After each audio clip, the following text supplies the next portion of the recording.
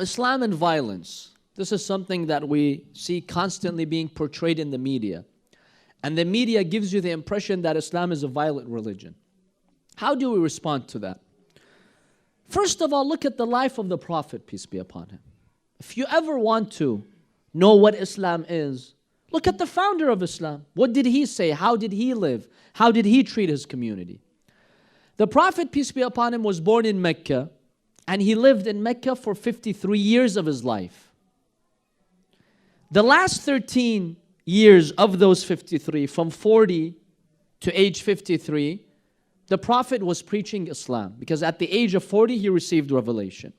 How did the Meccans treat him? Do you know? How those Meccans treated the Prophet and they treated the Muslims at the time? There was a man by the name of Al-Khabbab ibn al-Art or al-Urat. Two pronunciations.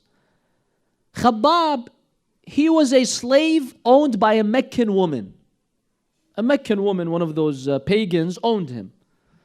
She found out that he became Muslim. All he did is he says, I believe in the one God only. That's all he did, and that Muhammad is the messenger of God. That was his crime, according to those Meccans. You know what she did? She tied him to a pole, and she took an iron rod. An iron rod, she put it in fire until it became red hot. And she ironed his back, all of his body. He fell unconscious. When he regained consciousness, she did that to him again 3 times. She burned him just for becoming a Muslim.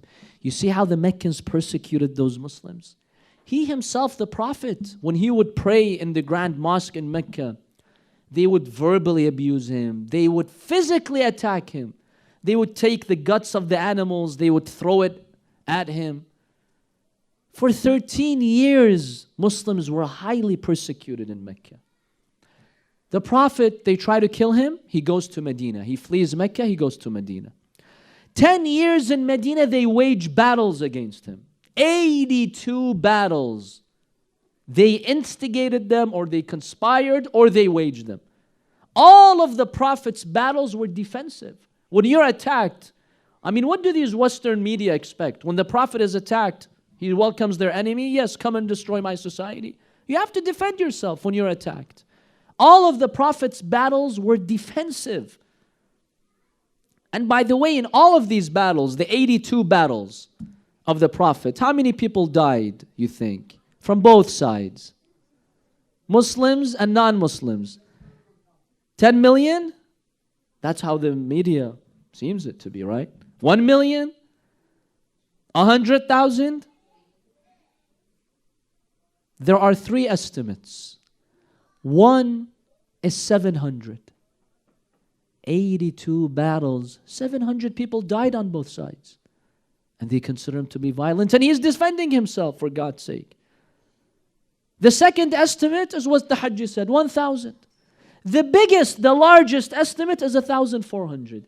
82 battles, 10 years, and the Prophet is defending himself. And 700 to 1,400 people were killed from both sides in all of these battles. Look at World War II, a war that had nothing to do with Islam, that involved Western countries only. Western countries, okay? How many people were killed? 50 to 70 million. Who's the terrorist here? Who's the violent one here? Shame on them for calling the Prophet being violent. Look at your history. Look at the history of Europe. In one war, 50 to 70 million. Look at World War I. Look at the wars between the French and the Germans and the British. Look at all those wars. And then they tell you that Islam is a violent religion.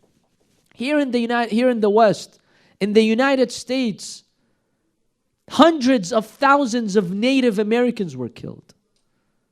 Thousands of slaves were lynched and killed. That's not violent? And we consider the religion of Islam to be violent? And let me tell you this, in the 8th year in the Islamic calendar, the 8th year of the Hijrah, the Prophet, peace be upon him, he conquered Mecca. After all the years, the pagans are persecuting the Prophet and the Muslims, and they waged all these battles, tens of battles. Now the Prophet has the upper hand. Now he controlled Mecca. What did he do?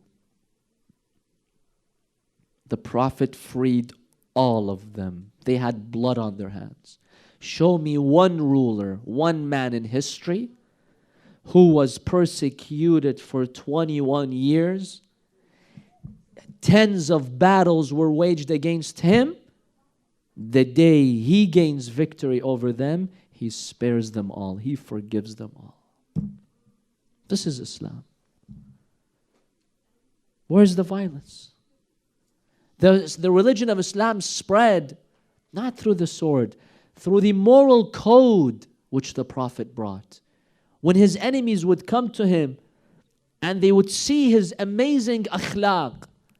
One day the Prophet was sitting underneath a tree when one of those pagans somehow got to the Prophet. He took his sword and he tried to kill the Prophet. Of course, God saves the Prophet. The sword falls from his hands. The Prophet takes the sword in his hand. The Prophet told him, "What should I do to you? You came to kill me. What do you expect me I will do now?" Any Arab man would have just killed him right there. "You come kill me, I'm going to kill you." "What do you expect me to do?" "Oh man," you know what he told him? He told him, "Oh Muhammad, I expect you to forgive me." He said, "Okay, I forgive you, go." This is the forgiveness of the Holy Prophet, peace be upon him. Yes, there were some rulers who came after the Prophet, which we believe were not qualified. That's why we talked about the Imams. The Imams are the ones who were qualified. Unfortunately, there were other political powers like the Umayyad dynasty, the Abbasid dynasty. They came after the Prophet, and yes, some of them were violent. But our Imams protested against them. They sacrificed their life to tell the world that these people do not represent Islam and the Prophet. Why did Imam Hussein sacrifice his life? To tell the world that Yazid does not represent Islam. And that's why you have groups like ISIS today. Who does ISIS follow? Not Muhammad. That's the biggest lie in history. ISIS follows Yazid, the Umayyad dynasty, the Abbasid dynasty. They follow them, not the religion of Islam. These people have nothing to do with Islam. They have not understood 1% of the Prophet's life. None of their actions resemble what the Prophet did. None. Zero. Did the Prophet ever burn anyone in his life? Show me any source, even if it's a weak source. Who is ISIS following by burning innocent people? By beheading innocent people? By conquering villages without any reason? Enslaving people without any reason? These people have nothing to do with the religion of Islam. But unfortunately, we see that the media would like to portray them as having a strong link with Islam. And unfortunately, there are some powers out there in the world that are supporting them because they have a political agenda.